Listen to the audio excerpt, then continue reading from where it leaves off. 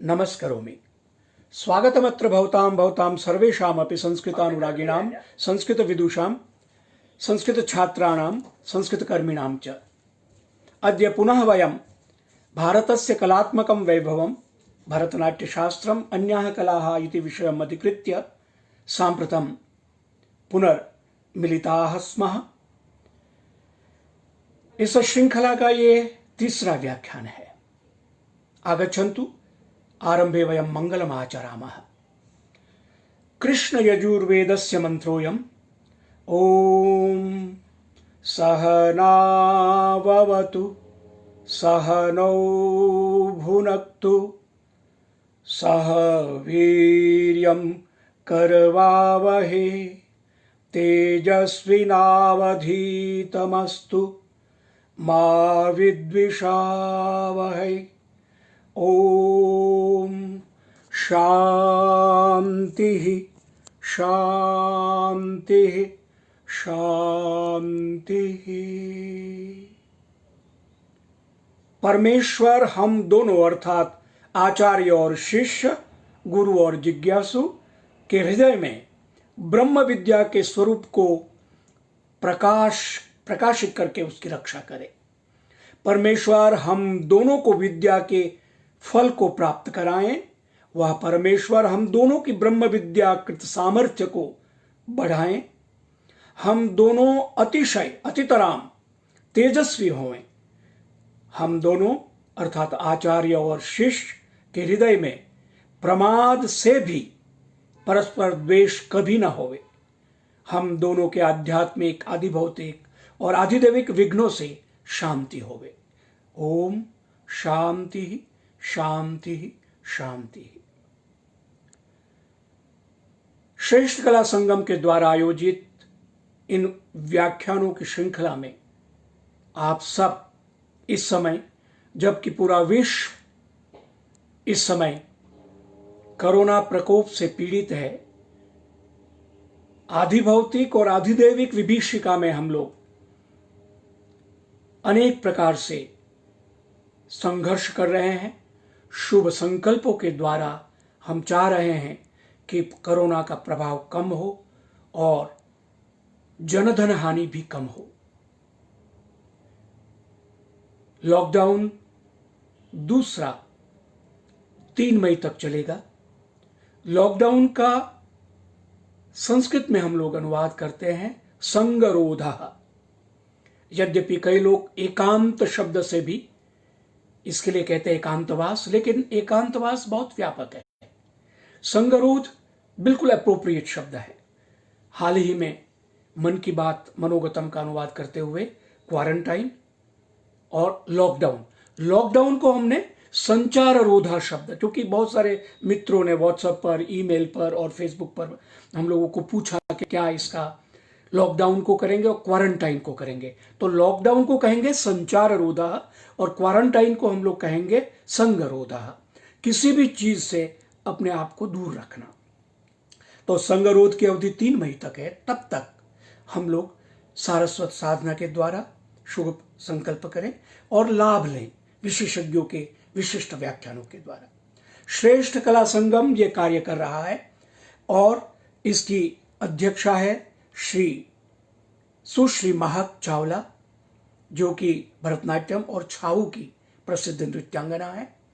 और इन व्याख्यानों के संयोजक है श्री हेमंत जोशी, जो पत्रकार है, विशेषकर संस्कृत पत्रकारिता के कार्य से जुड़े हुए हैं और संस्कृत के प्रचार प्रसार के लिए बहुत प्रयास कर रहे हैं। श्रेष्ठ कला संगम के संयोजक है इन व्याख्यानों के, फेसबुक लाइव के। तो आइए प्रकृतम अनुसरामः।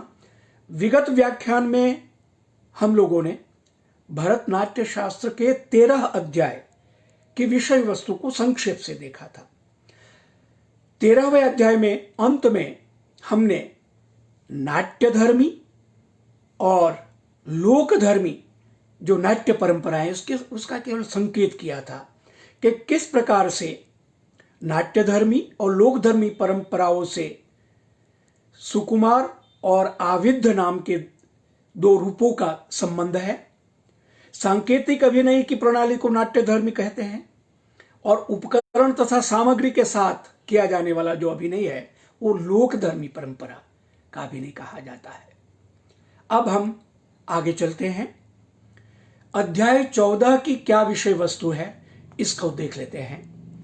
इसमें अध्याय 14 में इसका वाग अभिनय शीर्षक रखा है भरत मुनि ने। इसमें वाणी के अभिनय से संबंधित छंद विधान पर प्रकाश डाला है। सर्वप्रथम संस्कृत पाठ के नियमों के अंतर्गत अक्षरों के रूप, उनके उच्चारण के नियम, चूर्ण पद तथा निबद्ध पद का अंतर बताते हुए भरत मुनि के अक्षरों के मिलाने से विभिन्न प्रकार के छंद, भरत मुनि ने अक्षरों के मिलाने से विभिन्न प्रकार के छंद बनाने के नियम बताए हैं। और यहां पर इस बात को मैं विशेष रूप से आपके सामने रखना चाहूंगा कि स्वतंत्र रूप से हमने फेसबुक लाइव अपने पेज से जो एक प्रथम व्याख्यान किया था उसमें शिक्षा और संस्कृति के बारे में अपने विचार आपके सामने रखे थे और पाणिनीय शिक्षा का उसमें उल्लेख किया था कि किस प्रकार से पाणिनीय शिक्षा में वर्णों के बारे में और अक्षरों, व्यंजन, स्वर के बारे में पाणिनीय शिक्षा में विशेष प्रकार से 7 श्लोकों में वर्णन किया गया है। महामहोपाध्याय युधिष्ठिर मीमांसक की बात मैंने आपके सामने रखी थी कि किस प्रकार से उन्होंने पाणिनीय शिक्षा पर विशिष्ट कार्य किया है। तो नाट्य शास्त्र में भी ये बात है और नाट्य शास्त्र पाणिनीय व्याकरण से प्राचीन है।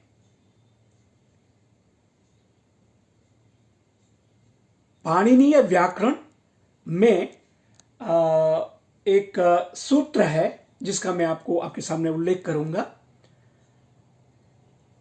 तो पाणिनीय व्याकरण प्राचीन, क्षमा करेंगे मुझे, और भरतनाट्य शास्त्र उसके बाद, क्योंकि पाणिनि ने अष्टाध्यायी में नट शब्द का प्रयोग किया हुआ है। विद्वानों ने इस पर बहुत लंबी चर्चा की है जिसको हम बाद में लेंगे। तो उच्चारण के स्थल, उनकी घोष और अघोष ध्वनियां, शब्द के लक्षण, व्याकरण के नियम, चूर्ण पद तथा निबद्ध पद का अंतर बताते हुए भरत मुनि ने अक्षरों के मिलाने से विभिन्न प्रकार के छंद बनाने के नियम बताए हैं। छंद भी जो वेदांग है 6, व्याकरण, शिक्षा, व्याकरण, ज्योतिष, निरुक्त, छंद, कल्प, तो छंद भी एक अंग है। नाट्य शास्त्र में छंद का विधान भरत मुनि ने किया है। अनुष्टुप, गायत्री, जगती, शक्करी आदि के भेदोपभेद पर प्रकाश डालते हुए गुरु लघु वर्णों से 8 प्रकार के त्रिकों को स्पष्ट किया है और मकार, जकार, भकार आदि नामक त्रिकों से समवृत्त और विषमवृत्त तथा अर्ध समवृत्तों के रचना विधान पर प्रकाश डाला है। चूंकि प्राचीन छंद है, क्योंकि बाद में छंदो मंजरी और आजकल हम उपजाति छंद, वंशस्थ छंद, उपेंद्र वज्रा और शार्दूल विक्रीडित, मालिनी, इन छंदों का प्रयोग करते हैं। लेकिन नाट्य शास्त्र में इन छंदों का जो विधान किया जिसमें लघु मात्रा हो तो वर्ण को लघु कहते, जैसे अ है तो वो लघु स्वर है, लेकिन आ है तो वो दीर्घ, उसको गुरु कहा जाएगा। तो उसका पूरा विधान करके किस प्रकार से छंदों में काव्य का निर्माण, कविता की रचना की जाए, उसका इस 14वें अध्याय में विधान किया गया है। 15वें अध्याय में जिसका शीर्षक है वृत्त लक्षण, वृत्त छंद के लक्षण के बारे में, इसमें विभिन्न प्रकार के वृत्तों से बनने वाले तनु मध्या, मकर शीर्षा, मालिनी, उद्धता, भ्रममाला, सिंहलेखा, मत्त चेष्टित, विद्युन्माला आदि इस नाम के 65 प्रकार के छंदों की रचना करने के नियम बताए गए हैं। साथ ही प्रत्येक छंद का उदाहरण भी प्रस्तुत किया है। अंत में आर्या नामक छंद रचना के यति के नियमों पर प्रकाश डालते हुए पथ्या, चपला, मुख चपला तथा जघन चपला नामक भेदों के प्रस्तार के नियमों का विस्तार से विवेचन किया गया है। अध्याय 16 में, जिसका शीर्षक है अलंकार लक्षण, इसमें भरत मुनि ने काव्य के विभिन्न अंगों का विवेचन किया है, क्योंकि काव्य को दो प्रकार से विभाजित करेंगे, जिसमें कि एक दृश्य काव्य और एक श्रव्य काव्य। दृश्य काव्य में नाटक आता है, श्रव्य काव्य में हमारे महाकाव्य है, लघु काव्य है, ये सब आते हैं। तो दृश्य और श्रव्य दो प्रकार के काव्य है। उन काव्यों के विभिन्न अंगों का विवेचन इस 16वें अध्याय में भरत मुनि ने किया है। सर्वप्रथम काव्य के अक्षर संघात, शोभा, अभिमान, गुण, कीर्तन आदि 36 लक्षणों का विवेचन किया है। इसके बाद काव्य के उपमा, दीपक, रूपक, यमक आदि अलंकारों के लक्षण बताए हैं। अलंकार को, जिसको हम फिगर ऑफ स्पीच कहते हैं अंग्रेजी में, कि जिसके कारण काव्य में विशेष प्रकार का एक सौंदर्य आता है, अलंकार के द्वारा शोभा बढ़ती है कविता की। तो ये उपमा, दीपक, रूपक, यमक, और उसके बाद तो फिर बाद में आने वाले सब जितने हमारे महाकवियों ने और साहित्यकारों ने और कई अलंकार जोड़ दिए गए हैं। पंडित राज जगन्नाथ तक आकर रसगंगाधर उनकी जो प्रसिद्ध साहित्यिक कृति है, और आजकल हमारे आधुनिक जो साहित्यकार है प्रोफेसर राधा वल्लभ त्रिपाठी जी और अभिराज राजेंद्र मिश्र जी, तो ये सब साहित्यकारों ने आज तक नई नई चीजें जोड़ी हैं। यानी पूरे कालक्रम में बहुत विकास हुआ है, जिसका समय आने पर विस्तार से हम जिसका उल्लेख करेंगे। काव्य दोषों के अंतर्गत गूढ़ार्थ, अर्थहीन, एकार्थ आदि 10 दोषों का वर्णन किया है। तत्पश्चात काव्य के प्रसाद, समाधि, माधुर्य आदि 10 गुणों का विवेचन किया है। रसों के अनुकूल काव्य रचना के लक्षणों पर प्रकाश डाला है। अंत में इस अध्याय में रचनाकारों को निर्देश दिया है कि नाट्य के कथानक में मृदु और ललित शब्दों का प्रयोग करना चाहिए, ताकि सबकी समझ में सरलता से आ जाए और दर्शक उसका आनंद ले सके। इस प्रकार 16वां अध्याय पूरा होता है। सप्तदश 17वें अध्याय में इसका शीर्षक रखा है भाषा लक्षण। भरत मुनि ने सबसे पहले प्राकृत भाषा के लक्षणों पर प्रकाश डाला है। शब्द के शुद्ध, देशज और विभ्रष्ट रूप समझाए हैं। असंयुक्त शब्दों के भ्रष्ट रूपों के नियम बताए हैं। भाषा के अतिभाषा, जाति भाषा आदि 4 रूप का निर्देश किया है। नायक आदि द्वारा संस्कृत तथा छोटे पात्र द्वारा, लघु पात्र जो है जिसको अधम पात्र भी कहते हैं, इनके द्वारा प्राकृत भाषा बोलने की विधि पर प्रकाश डाला है। इसीलिए हम कालिदास के नाटक या अन्य नाटकों में देखते हैं कि जिनको हम उत्तम या श्रेष्ठ पात्र कहते हैं, उनकी भाषा संस्कृत और बाकी जो है पात्रों की भाषा प्राकृत या अपभ्रंश, शौरसेनी इत्यादि का प्रयोग हमको मिलता है। अब आधुनिक संस्कृत में इसमें परिवर्तन आता जा रहा है, लेकिन जो परंपरा है नाट्यशास्त्र, इसके पीछे बहुत सारे कारण भी है। लेकिन फिलहाल हम इतना समझे कि छोटे पात्रों द्वारा प्राकृत भाषा बोलने की विधि पर निर्देश किया भरत मुनि ने।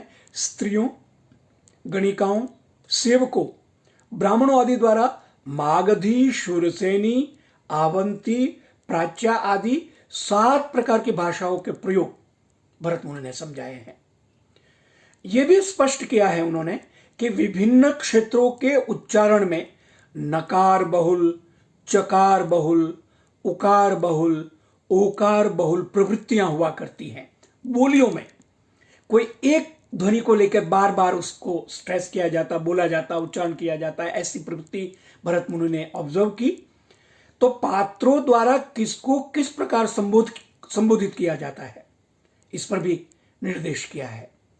काकु भेद, जो एक विशेष प्रकार का अर्थ वैचित्र्य हम जिसको कहें, लहजा जिसको हम कहते हैं, उसको समझाते हुए रसों में 7 स्वरों का प्रयोग भरत मुनि ने समझाया है और अंत में ध्वनि के अलंकार बताए हैं जिनसे बोलने में सुंदरता आती है। इसी प्रसंग में विराम आदि के स्थान समझाए हैं जिसको हम पंक्चुएशन कहते हैं। इसके बारे में, पंक्चुएशन के बारे में विस्तार से भरत मुनि ने वर्णन किया है। अध्याय 18, इस अध्याय का शीर्षक रखा है दशरूप लक्षण। दशरूपक सुप्रसिद्ध है, नाटक के 10 प्रकार हम जानते हैं। इसमें प्रदर्शन प्रयोग की 10 शैलियों के लक्षणों का विस्तार से वर्णन किया गया है। इन शैलियों के नाम नाटक, प्रकरण, समवकार, व्यायोग, डिम, भाण, प्रहसन, ईहामृग तथा 10 नाम है। 10 प्रकार के नाटक या रूपक हम कहते हैं, इसलिए 10 रूप या 10 रूपक, 10 रूपक कहते हैं। और 10 रूपक ग्रंथ भी आप जानते हैं। इनमें किस रूप में कौन सी कथा तथा कौन सा पात्र प्रमुख होते हैं, कौन सी वृत्तियां प्रयोग में आती हैं, कौन से रस प्रमुख होते हैं आदि का विस्तार से वर्णन किया है। अंक की रचना, अंक की विषय वस्तु, अंक समाप्त करने के नियमों का भी वर्णन किया गया है इस 18वें अध्याय में। अंक परिवर्तन के लिए 5 प्रकार के अर्थोपक्षेप बताए गए हैं। साथ ही प्रवेशक और विष्कंभक के प्रयोग के नियम बताए गए हैं। सभी के लक्षणों का ब्यौरा देते हुए यह बताया गया है कि एक अंक में केवल 1 माह की कथा दिखाई जानी चाहिए। इस प्रकार का वर्णन और निर्देश भरत मुनि ने किया है। अधिक समय बीता हुआ दिखाने के लिए प्रवेशक या विष्कंभक का प्रयोग करना चाहिए, क्योंकि कालावधि को कवर करने के लिए नाटक में किस प्रकार से हमको नाटककार को या नाट्य प्रयोक्ता को उसका प्रयोग करते, तो विष्कंभक या प्रवेश बताते हैं। इसी प्रकार 10 रूपों में किस पात्र की प्रधानता रहती है इसका निर्देश किया है। वीथी नामक जो रूपक का प्रकार है, इसके 13 अंगों की चर्चा की गई है और 10 और 13 दोनों मिलाकर प्रस्तुतिकरण की 23 शैलियां इस अध्याय में स्पष्ट की गई है। अब आता है अध्याय 19, एकोनविंशोऽयम् अध्यायः। और भरत मुनि ने इतिवृत्त रचना के नियमों पर इस अध्याय में निर्देश किया है।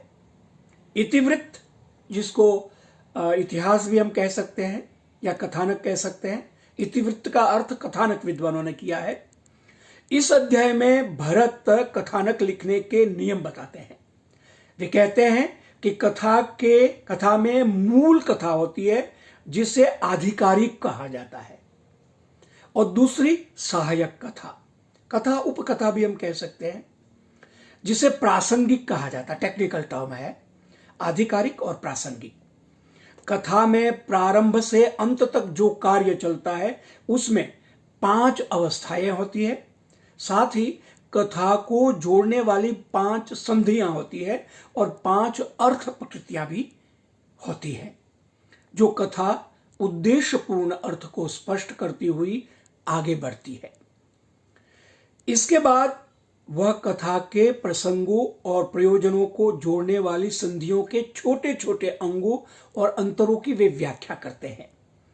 संधियों के वे 21 अंग तथा 64 अंतर बताते हैं। इसी अध्याय में विषकंभ, चूलिका, प्रवेशक, अंकावतार, अंकमुख आदि के प्रयोग के स्थान बताने के बाद लास्य के अंगों की चर्चा करते हुए गीत प्रस्तुति के विधान पर प्रकाश डालते हैं। नृत्य के 2 भेद संक्षेप में निर्देश कर दिया था कि तांडव और लास्य। तांडव शिव जी का नृत्य, लास्य देवी पार्वती का नृत्य। तो इस प्रकार से लास्य नृत्य के अंगों की चर्चा इस 19वें अध्याय में की गई है और गीत प्रस्तुति के विधान पर प्रकाश डाला है। और इस अध्याय के अंत में लोक के अनुसार नाट्य प्रस्तुति के विधान की चर्चा की गई है। और अब 20वां अध्याय है। समय पूरा हो उससे पहले हम इस अध्याय के बारे में देख लेते हैं। 20वें अध्याय में वृत्तियों के लक्षण की चर्चा करते हैं भरत मुनि। वृत्तियों के द्वारा वे ये स्पष्ट करते हैं कि प्रयोग में बोलने की 4 वृत्तियां अर्थात शैलियां हैं। उनके नाम हैं भारती, आरभटी, कैशिकी और सात्वती। अर्थात वे बताते हैं कि प्रस्तुति करने वाले प्राचीन 4 वर्गों की वाचन शैलियां कैसी थी, उनके कितने भेद और उपभेद थे तथा उनका प्रयोग अभिनय में स्त्री और पुरुष पात्रों को किस प्रकार से करना चाहिए, इसका उन्होंने विस्तार से वर्णन किया है। 21वें अध्याय में भरत मुनि आहार्य अभिनय के बारे में बताते हैं। 4 प्रकार का अभिनय, आंगिक, वाचिक, आहार्य और सात्विक। तो आहार्य अभिनय, जिसको हम वेशभूषा कह सकते हैं या प्रॉपर्टी, स्टेज प्रॉपर्टी जो है, प्रॉप जिसको हम बोलते हैं, तो आहार्य अभिनय से इसका अर्थ है वेशभूषा, मुख सज्जा या मंच सज्जा, ये सब आहार्य के अंतर्गत आता है। इन तीनों पक्षों पर विस्तार से चर्चा करते हुए एक एक अंग के भेद और उपभेद बताते चलते हैं भरत मुनि। और पाठकों को इसका जब विस्तार से वर्णन पढ़ने को, सुनने को, देखने को मिलता है तो वे आश्चर्यचकित होते हैं। इस अध्याय में भरत नेपथ्य और मंच से संबंधित सभी बातों पर विचार करते हैं और बहुत सूक्ष्म विचार किया गया है। आजकल तो इलेक्ट्रॉनिक मीडिया, मल्टीमीडिया और दृश्य वाहिनी, टीवी चैनल्स, जिसमें बहुत सारे हम लोग धारावाहिक देखते हैं, तो उसमें भी यही प्रयोग है, थिएटर का ही प्रयोग किया गया है। इलेक्ट्रॉनिक और यांत्रिक प्रक्रिया और प्रविधि है, उसकी अलग बात है, लेकिन विधि विधान तो वही है। आजकल हम रामायण, महाभारत, चाणक्य ये सब सीरियल देख रहे हैं, तो ये सब उनका विधान, दृश्य योजना, रिकॉर्डिंग और भरतनाट्य शास्त्र का कुछ परिमार्जन संवर्धन के साथ किया गया है। तो इस अध्याय में, 21वें अध्याय में भरत मुनि ने नेपथ्य और मंच से संबंधित सभी बातों पर विचार किया है। वे पुष्प और मालाओं के प्रयोग की 5 विधियां बताते हैं। आभूषणों के 4 भेद करके सैकड़ों प्रकार के आभूषणों के सज्जा विधान पर प्रकाश डालते हैं। मंच पर हल्के और नकली आभूषण धारण करने का निर्देश देते हैं ताकि पात्र को बोझ का, अभिनेता अभिनेत्रियों को बोझ का अनुभव ना हो और आभूषण खो जाए तो हानि की कोई चिंता ना हो। वस्त्रों के 3 रूप बताए गए हैं इस अध्याय में, सात्विक, मध्यम और तड़क भड़क वाले वस्त्र, कॉस्ट्यूम। मुख सज्जा के लिए प्रारंभिक 4 रंगों के मिलान से तरह तरह के मुखलेप, जो चेहरे पर हम मेकअप करते हैं, प्रसाधन जिसको हम बोलते हैं, बनाने की विधियां समझाई गई है। काले, सफेद, मिश्रित और भूरे, काला, ब्लैक, व्हाइट, मिश्रित, मिक्स्ड और भूरा, ये 4 प्रकार के बालों से दाढ़ी, मूछें और जटा आदि बनाने की विधियां इस अध्याय में बताई गई है। मुकुट जो पहनते हैं पात्र, उसके 3 भेद करके माथे के मुकुट, किरीट आदि तथा पीछे और बगल के मुकुट बनाने की विधि बताई गई है इस अध्याय में। लंबे बाल, जटा, छोटे बाल बनाने के बाद मुखौटे बनाने की शिक्षा और प्रविधि, टेक्निक इस अध्याय में बताई। कैसे कैसे मुखौटे बनाए जाए, किन किन चीजों से बनाया जाए, कैसे उसका रंग वार्णिक उसको बनाया जाए, ये सब इसमें बताया गया है विस्तार से। इसी अध्याय में भरत मुनि जर्जर ध्वज के लक्षण तथा उसे बनाने की विधि बताते हैं। जर्जर स्थापन पूर्व रंग में किया जाता है। वे मुकुट, मुखौटे आदि बनाने के लिए बेल की छाल, टाट, कपड़ा, सरकंडे, लाख, अभ्रक, मिट्टी आदि के प्रयोग की विधियां भी समझाते हैं। साथ ही मंच के नकली उपकरण और शस्त्र आदि बनाने के नियम विस्तार से उन्होंने इस अध्याय में बताया है। अब एक अध्याय लेके इस व्याख्यान को यहीं हम पूरा करेंगे। अध्याय 22, इसका नाम सामान्य अभिनय रखा है। इस अध्याय का नाम, कहने को यह सामान्य अभिनय है, किंतु इसमें भरत मुनि ने अभिनय के बारीक से बारीक और कठिन से कठिन पक्ष का विवेचन किया है। सबसे पहले वे इस प्रसंग में कहते हैं कि अभिनय में मनोयोग का होना सबसे अधिक महत्वपूर्ण है। मनोयोग वाला अभिनय श्रेष्ठ, कम मनोयोग वाला मध्यम और बिना मनोयोग वाला निकृष्ट कोटि का अभिनय होता है। इसलिए इसका नाम सामान्य अभिनय इस अध्याय का रखा है। वे अभिनय को प्रभावशील बनाने के लिए स्त्री और पुरुषों के अभिनय अलंकारों की चर्चा करते हैं। ये अलंकार प्रकृति और स्वभाव से संबंधित है और बहुत सूक्ष्म है। स्त्रियों के अलंकारों का विवेचन करते हुए वे कहते हैं कि शरीर में स्वाभाविक रूप से सत्व विद्यमान रहता है। सत्व, सत्व से सत्व बनता है, यानी जिसको हम आध्यात्मिक दृष्टि या हमारी जो औपनिषदिक परंपरा विचारों की है, उसमें सच्चित आनंद जो पूर्ण स्वरूप है परमात्मा का, उसमें जो सत्व तत्व है वही सत्व के रूप में प्रतिपादित किया गया है। तो ये सत्व स्वाभाविक रूप से अभिनेता में विद्यमान होता है। प्रसंग आने पर, क्योंकि वहां अभिनेता जो है वो नहीं, पात्र के अनुसार वो अपने आप को उपस्थित करता है, तो जो प्रसंग आएगा वो सत्व से मन के भाव उसमें उत्पन्न होंगे, तद अनुकूल, पात्र के अनुकूल, और भाव से हाव उत्पन्न होता है। भाव में आने वाली उस पात्र की अनुभूति, जिसको हम हाव कहेंगे, और हाव से हेला जो स्त्री की चेष्टाओं द्वारा व्यक्त होता है। इसलिए हाव भाव, स्त्रियों का हाव भाव हम जो कहते हैं, वो सत्व के द्वारा जो भावों की अभिव्यक्ति होती है उसको हम हाव भाव कहते हैं। इसी प्रकार पुरुषों के स्वभाव को ध्यान में रखते हुए भरत मुनि ने पुरुषों के अलंकार जैसे कि शोभा, विलास, माधुर्य, स्थिरता, गंभीरता, उदारता, धैर्य आदि लक्षण और उनके अभिनय में प्रयोग बताया है। आगे चलकर वे अभिनय करते समय अन्य पात्र के भावों से संबंध बनाने वाली क्रियाओं की चर्चा करते हैं।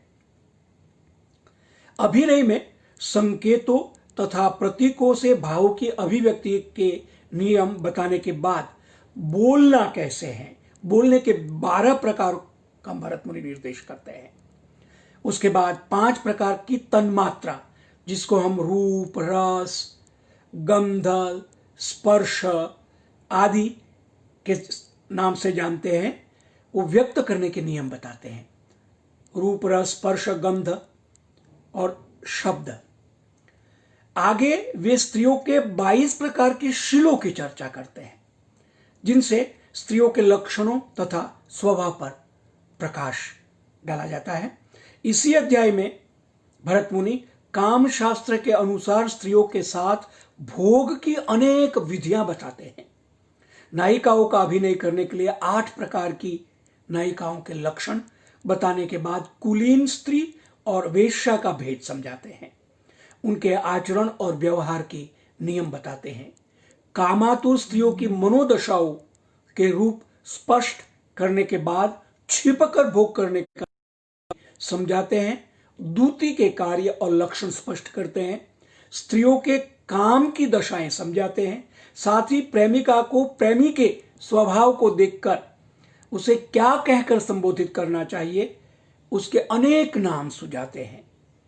प्रेमिका को प्रेमी से किस समय कैसी बात, कैसी वार्ता और उसे प्रसन्न करने को कैसा श्रृंगार तथा व्यवहार करना चाहिए, इस पर भरत मुनि ने प्रकाश डाला है। इन सब संक्षिप्त विषयों का इन अध्यायों में भरत मुनि ने विस्तार से और सूक्ष्मता से वर्णन किया है। आज इतना ही। अगला व्याख्यान भारत का कलात्मक वैभव भरतनाट्य शास्त्र और अन्य कलाएं 20 तारीख को 11 बजे सुबह होगा। तब हम फिर मिलेंगे। मेरे साथ आप सब लोग जो जुड़े हैं उनको नमस्कार और धन्यवाद। आप सबको प्रणाम, नमस्कार और फिर मिलेंगे। शुभमस्तु।